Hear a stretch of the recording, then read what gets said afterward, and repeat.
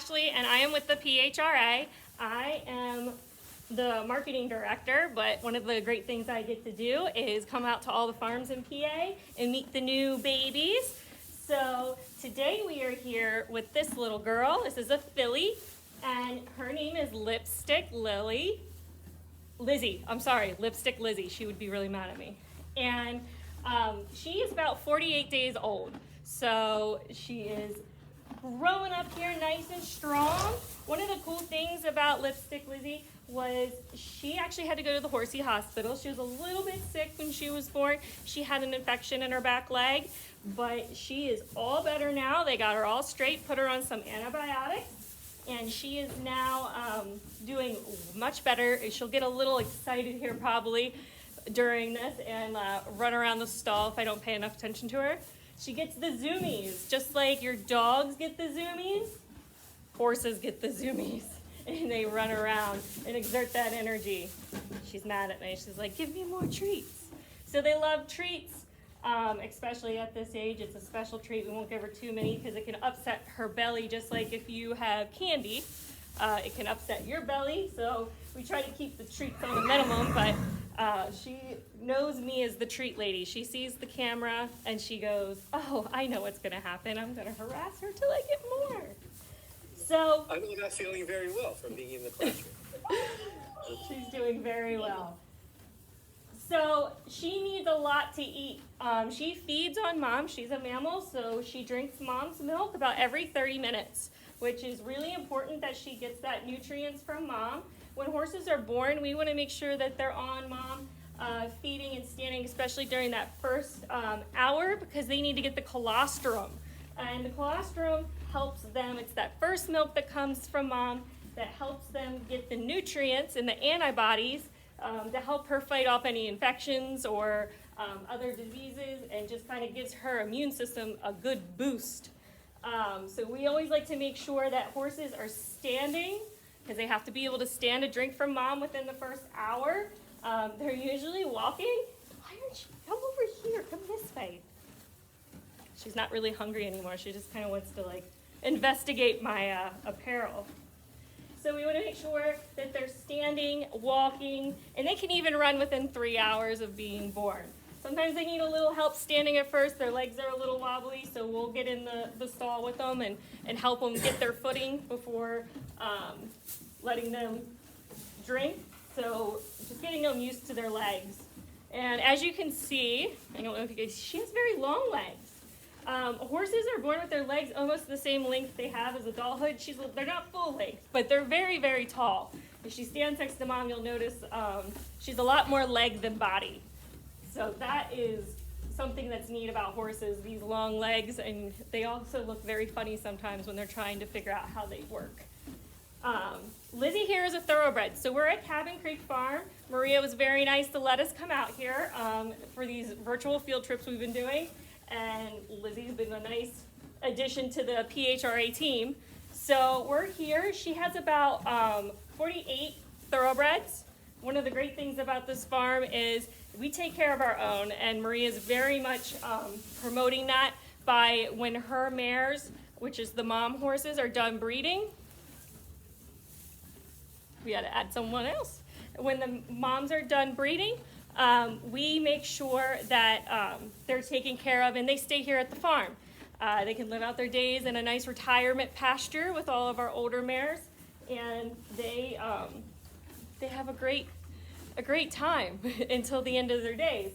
So also when they come off the racetrack, if any of the horses from Maria's farm come off the racetrack, she lets them come here to retire. So they have a wonderful retirement field also for the race horses.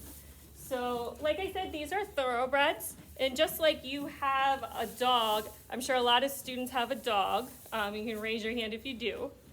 And there's lots of different breeds of dogs. So you can have a golden retriever or a chihuahua, and that is the breed. And these are thoroughbreds, and that is the type of breed that is the racehorse, where you see someone ride on the back of them, like a jockey, a very small person. So that's what we breed these horses to do. Not all of them go to the racetrack. Some of them just don't end up there. But they do a lot of other things. They can be Western, riding, do barrel racing, hunter jumper.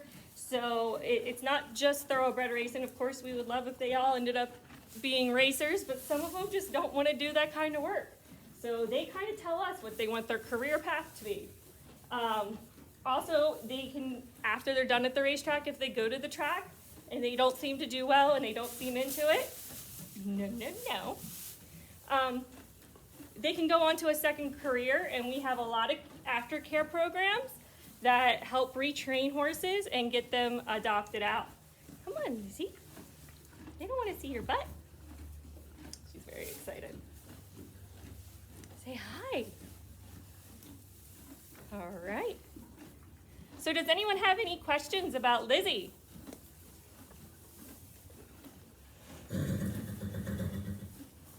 Don't be shy. I'm fielding some questions, and I'm trying to kind of filter them for you a little bit. So what are some of your questions? They wanted a reminder of the age of the little one there. She is 48 days old. They want to know how old Mom is. How old is Mom? 13. She is 13. Right? In people years, that's like 28, 30. Yeah, so people years, that's like 30 years old. So she's not that young. Horses can live until they're like 35, 40. I'm just trying to clarify that.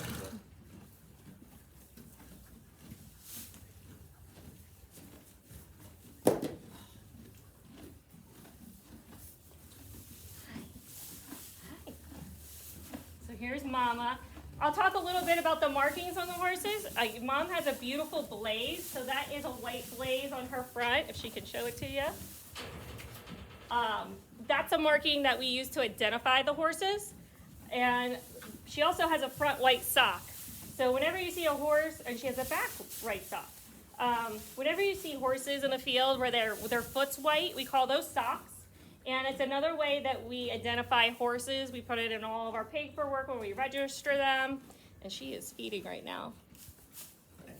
Yeah, she's nursing. Nope. So that is one of the ways, those identifying marks. They're just like freckles and birthmarks that you guys are born with. And it's funny because you can see some similarities in mother and father, which we call stallions. In their marks, their babies are sometimes born with very similar marks. Any more questions? I'm just taking some of the questions before they're all excited. So.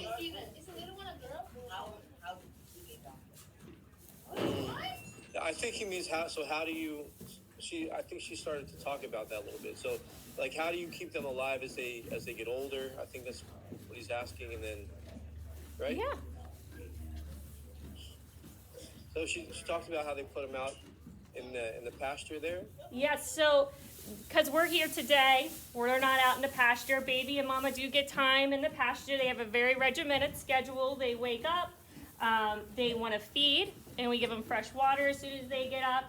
Sometimes we'll give them a brushing if we're going to send them out and they look a little dirty. Just make sure that they're, nice and clean and happy before they go out, or if it's in winter time, we'll put a coat on them. And we'll let them have some time out in the field, and during that time, we'll basically go clean their stall, just like cleaning your room. We clean their stalls every day, take all the dirty hay out, clean their buckets, their feed buckets and water buckets, and we'll let them play in the field for a while. We'll bring them back into a nice clean stall in the later afternoon, and then we'll feed them dinner.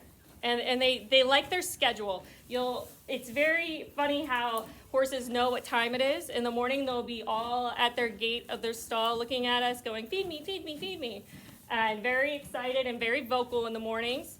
And then when it's time to come back in, you'll see them all lined up by the pasture gate, ready to have halters on, because that means they get to come in and eat again. So they are very smart animals. And they like their schedule.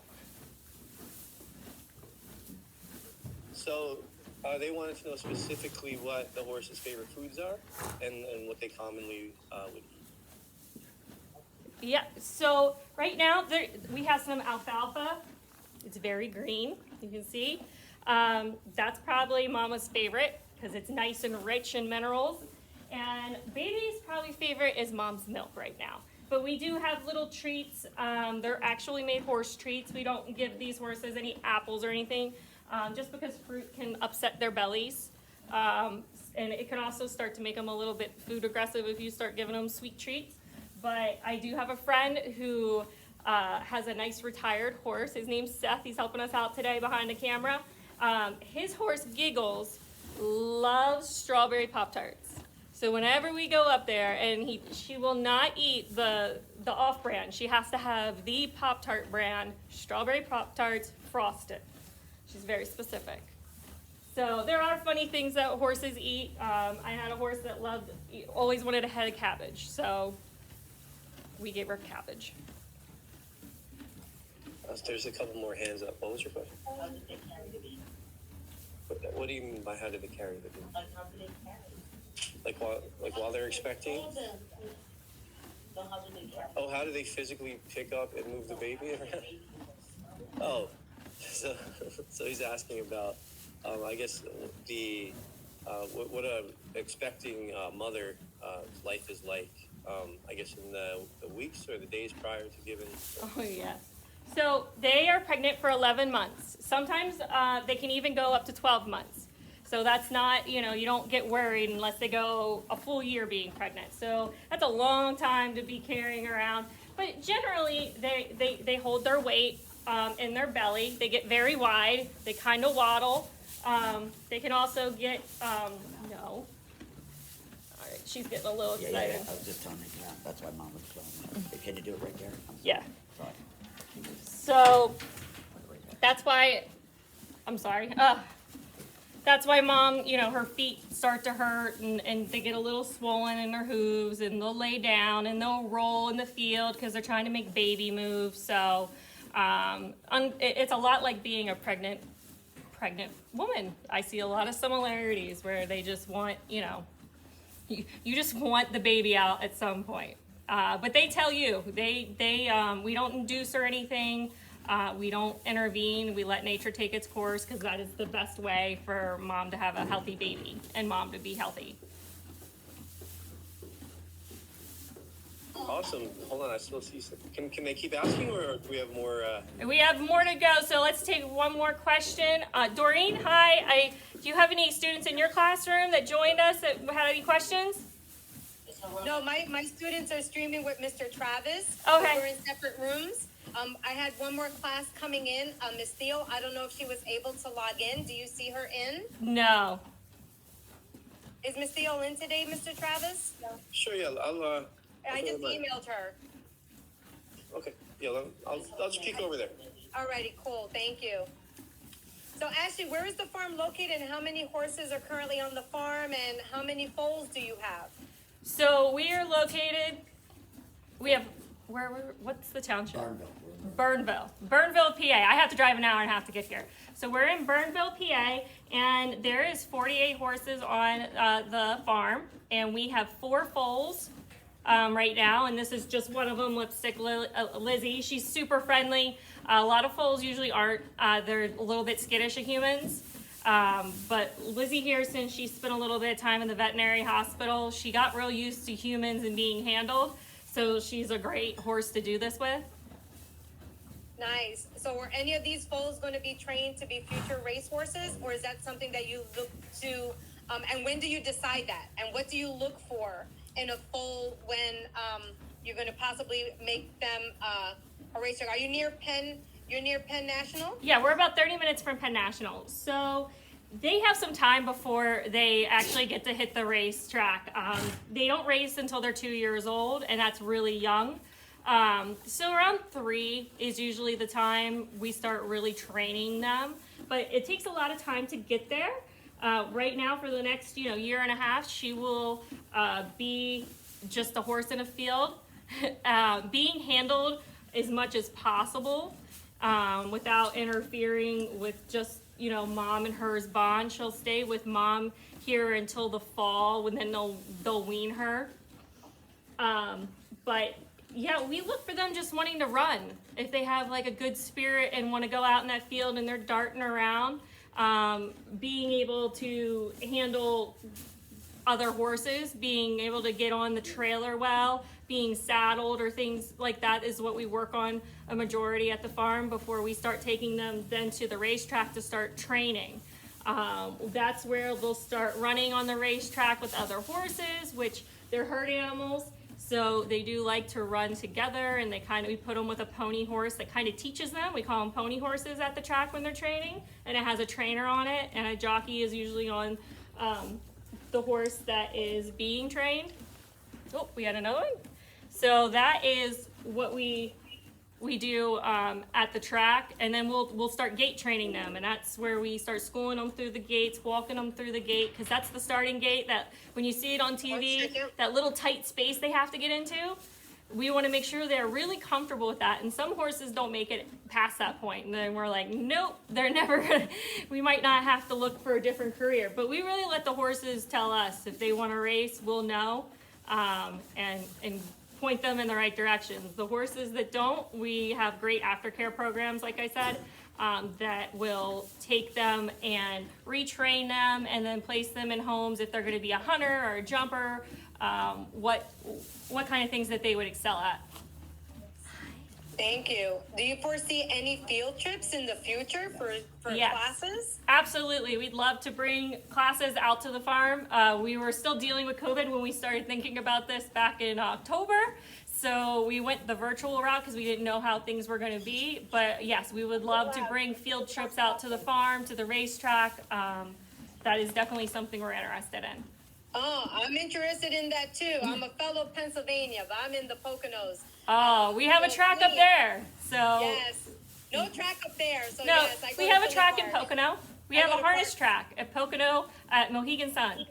Yeah, the trotters are up there. I usually go to parks. Oh, okay. Yep. But yeah, so you have my email. I think that'd be fun for the older kids to really go to the farm and to the racetrack. I think that'd be really cool to see them in action. So please, email me in the future, because that would be something we would need time to set up and coordinate, because that would be a long day trip. Absolutely. Well, Thank you. I am going to set it up. The girls are up there. Jalen is going to, while I walk up the field, where it's another barn with the horse dentist, and she's going to do a little demonstration and tell you some stuff about the horse dentistry. So I'm with Dr. Victoria. Here we go. All right. And she's just going to take some time to show you guys what it's like to be a dentist for a horse. So I'm actually a veterinarian by training. I graduated from vet school way too long ago, 20 years or so ago.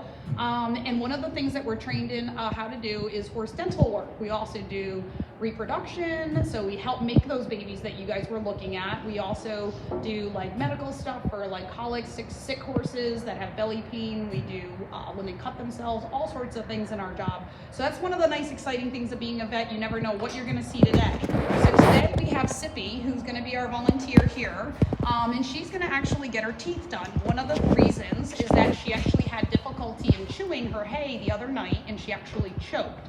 That's not something that you would think of like we can't breathe choke. That's actually a choke that she had because she was swallowing her food and it got stuck in her very, very, very long esophagus, which is the swallowing tube.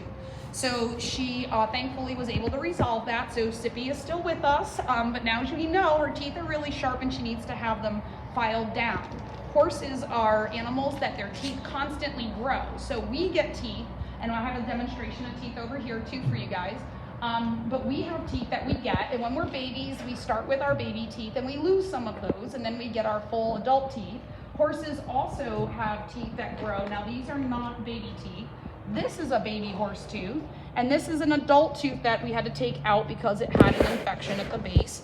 But this kind of shows you what happens when their baby teeth grow out. Their teeth come down, come farther out, and boop, the baby tooth falls off. Sometimes we have to pull this off. That usually happens between the age of 2 and 3 years old, and then they have their adult tooth. Horse teeth keep growing. So they have this this is a better example, a very, very long root, and as they get older and older, they grow and grow and grow. If you don't file down, so the teeth will actually meet and they'll chew their food, they get very, very sharp on the edges. and that sharpness can actually cut their cheeks, and then it stops them from wanting to eat. If you've ever bitten your cheek, you know how that feels. It's really sore, and then of course you always keep biting it. So the horses will get to the point where they don't want to chew their food correctly, and then they end up swallowing bigger and bigger blobs of food, and eventually it can get jammed up, and then they can have trouble. If they can't swallow their food, it comes back out their nose, it can go down into their lungs. It's very dangerous. So horses need to have their teeth filed once a year at least by a veterinarian to kind of make sure that those teeth are filed correctly and that they don't hurt. So mostly for eating it's important, but also for riding. So those race horses that are racing really, really fast, you don't want their mouths to hurt because they might say, hey, I don't want to run like the other guys, or, oh, this hurts too much. Or if you're riding your horse and you want to tell him stop and you pull on those reins, he might say, ouch, that hurts, and then run faster to get away from you. So one of the other things we look at with horse teeth is we actually look to, just like you would brush your teeth all the time, to remove tartar. So this horse here had a bunch of tartar. This is a big glob. This is why you want to brush your teeth. And we actually had to crack and remove it off of the tooth that was underneath. Now this tooth is actually called a wolf tooth. It's a tiny horse tooth that they don't really need. We don't really know why they have them other than to cause trouble. So we actually have to remove them with equipment that we're able to get the tooth and kind of pull that out. So that's something that we try to always make sure that we look in their mouths, we assess what's going on, and we see what we can do to help them feel better so they can actually eat better. They can be happier horses in general. And it's so important for their dental care. Their teeth keep growing, so that's one of the most important reasons for us when they're about 2 years old to 3, we try to get in their mouths and take those little baby teeth off like we saw, because when the adult teeth come in, they're very, very sharp. And then we try to file those down, and then the next year we check, sometimes more teeth are coming off.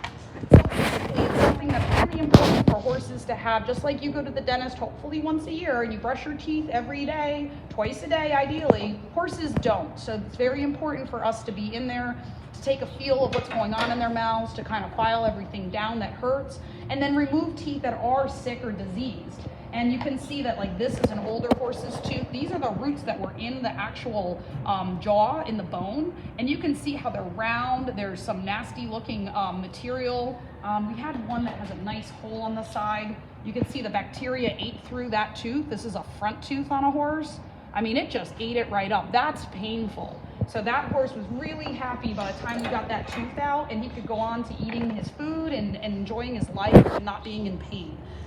This is actually an interesting set of teeth. This is front teeth on a young horse. So this horse actually got kicked by another horse and his teeth broke. And they were just hanging there. So when we actually went in, there was nothing we could do. We couldn't glue them back together. So we actually removed them and took the roots out so he wouldn't have any pain. So we kept his teeth because it's kind of cool to show kids like you guys. I like it. We also have some really interesting teeth. This, I remember I took these teeth out. So you can see how skinny these teeth are. That's not normal. Horse teeth are supposed to be at least this wide. These teeth were super skinny. This was a mini who had what's called a shear mouth. Instead of having contact to grind, like this mini had barely any contact, like that. And instead, she was going jam, jam, jam. And you can see these points were really cutting up the gums, and these were actually going into her cheek. So when I removed these skinny little tiny teeth, she was so much happier, and she could eat. Now minis are normally fat anyway, so she didn't have any problems keeping weight on, but her mouth hurt, and that was really important. So that's one of the things that we do to kind of make our horses happy, to keep their mouths going, and again, to allow them to have a better life, and also for us to kind of have a better experience with our horses when we're riding them.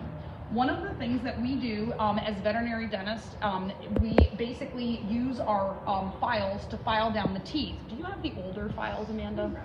So we're going to show you some of the older ways we used to do this and now the new way that we do it. Doing horses' teeth are what's called floating.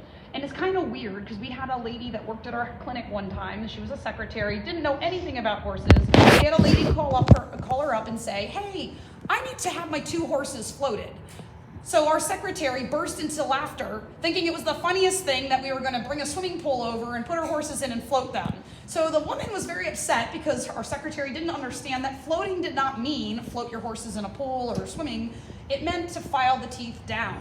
That term comes from, I guess, a long time ago when carpenters would kind of make wood flat. They would do what's called floating or planing, keeping the wood, kind of taking that like bark that's kind of rough and rugged and kind of making it smoother and smoother.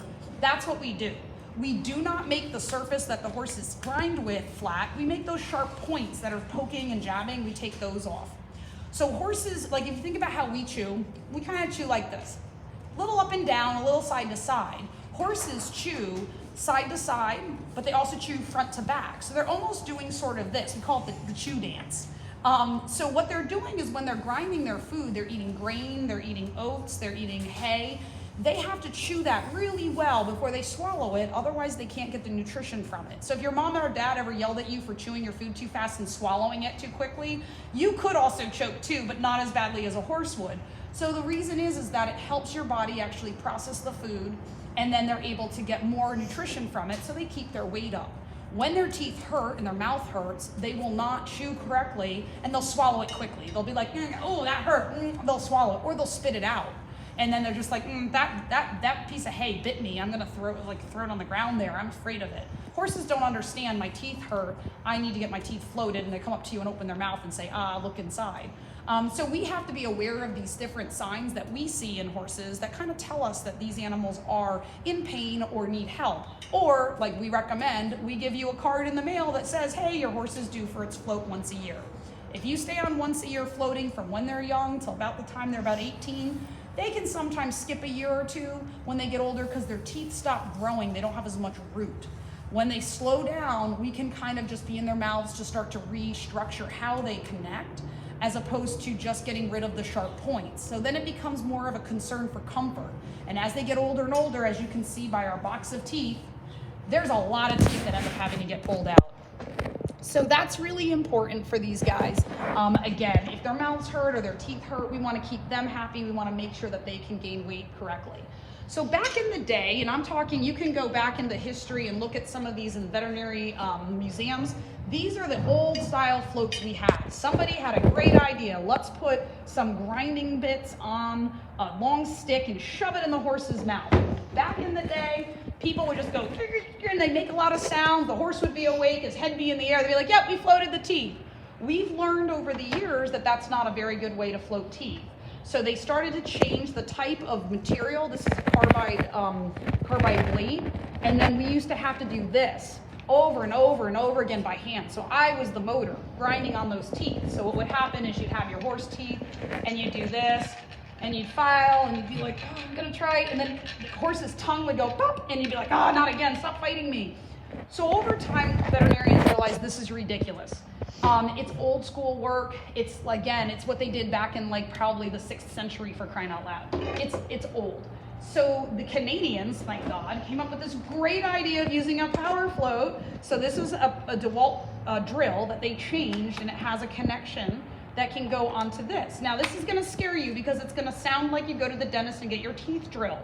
The one thing that's really good about this is that when you cut with one of these carbide blades don't care if you're on a tooth or you're on the cheek or the skin. So what happens is that the tooth will get cut, but if you miss, you're gonna gouge the cheek, and that hurts the horse. And we're not here to make more painful problems for the horse. So what they decided was this is a diamond bit, so it's got little sparkly diamonds in it. Diamonds are not just for rings and jewelry. And what they found is that when you grind with it, you can actually grind on something soft and it will not cut. So my thumb is fine. If I use my fingernail, or if I use one of my demo teeth, like that one's got a sharp point, I don't want to totally remove it, you'll actually see it actually grind away. And it gets smoother and smoother until you get to a comfortable round spot, which I don't think I have any floated teeth in here because these are all bad teeth. So we're going to work on Sippy today, and we're going to kind of see how we float her teeth and kind of file her down. And I'm hoping we'll be able to get you guys to take a closer look in her mouth, and hopefully the cameras will show the actual inside. Now she is not going to stand there and let me do this in her mouth, because I wouldn't, I know that much. So what we do is we give them sedation. Sedation is a medication that makes them sleepy, and then we have a pain medication that actually makes them not hurt. and then hopefully they'll be cooperative and they'll kind of let us be able to work in there. Sometimes we have to give them more, sometimes we give them less. We do not want them to lay down on the ground. We're not looking to knock them out under anesthesia. This is just kind of twilight, so they don't hurt and they don't care. So hopefully Miss Sippy here is gonna help us out by being cooperative to get her shot, and then we can start working and I can show you a little bit more about what we do. All right, Miss Sip. She already got a little bit of happy juice, that's what we call it. Hi, baby. So we put it right into her vein. Okay.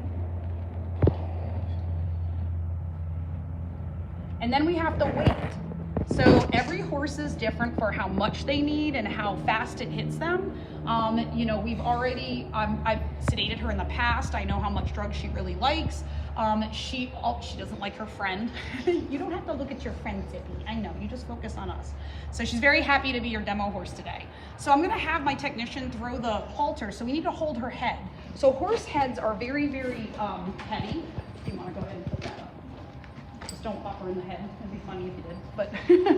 So horse heads are very, very heavy, and Amanda here is very strong, but we don't want to actually break her back or have anything really painful for her. So we're trying not to run through humans. I have held horse heads before, and let me tell you, they are extremely heavy. The horse's anatomy has the ability to kind of suspend the head with like a big, big, thick ligament that helps them hold how heavy their head is, kind of hold it out without hurting themselves. So we don't want to have our technicians taking that weight, so we use what's called a dental halter.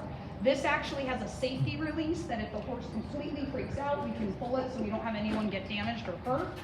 We also, once we get her in position, we're gonna let her fall asleep, and then we're gonna put a speculum on her mouth to kind of open it up. So you know when you go to the dentist, they ask you to open your mouth and keep it open and don't bite the dentist. Horses don't understand that. They're not gonna care.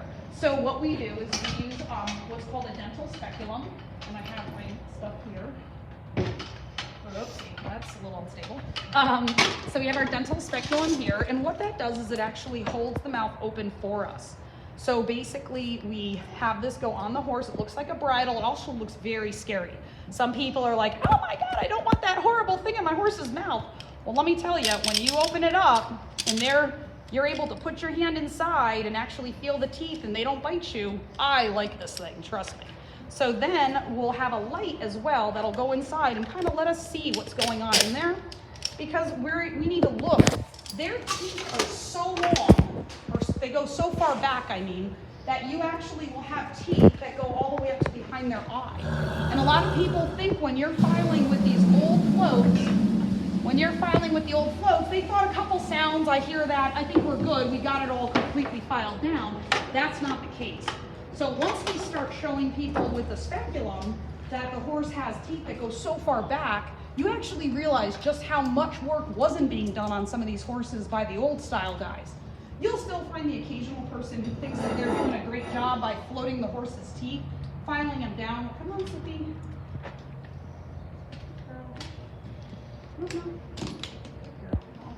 Oh, she got the door twitches.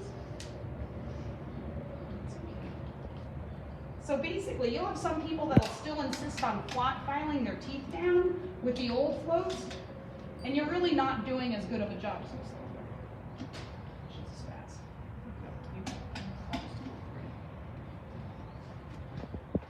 So Sippy, you gotta say ah. She doesn't want to. There we go. So a little at a time. We give her a second to kind of get used to the idea. She is sleepy, remember.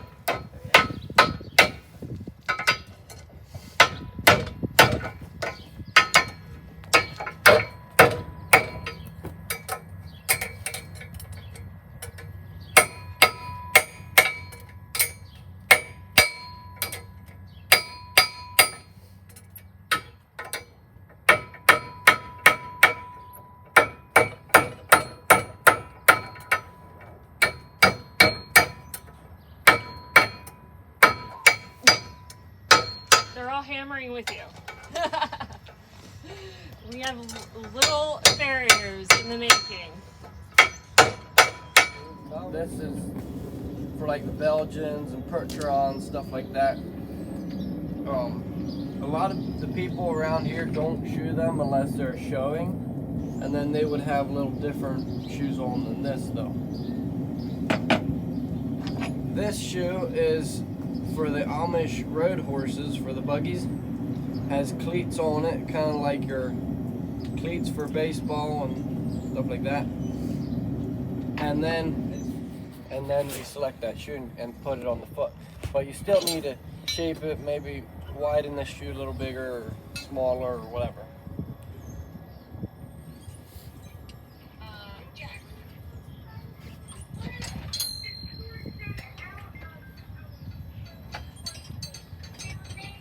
Yeah, they make more. So are you wondering where he gets the horseshoes?